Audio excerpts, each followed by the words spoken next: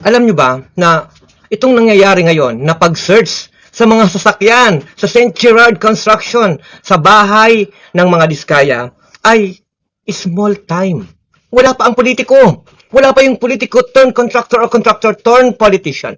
Kaya mga kababayan ha, hindi pa dito nagtatapos ang problemang kinakaharap natin sa Nakawan.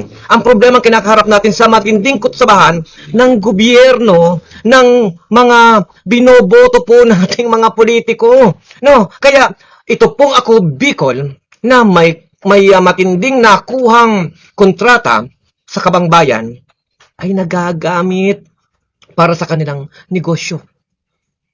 No, nagagamit ang politika para sa sarili nilang interes.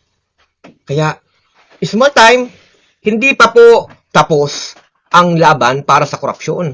Mahabang proseso, kanser ng lipunan, matinding overhaul ang gagawin. Dahil merong kutsabahan, kung sino ang nag-iimbestiga, meron naman palang sangkot sa ganyang klase ng korupsyon. Kaya, ano ang pwede? Dapat talaga ay matinding overhaul sa problemang kinakaharap ng lipunan.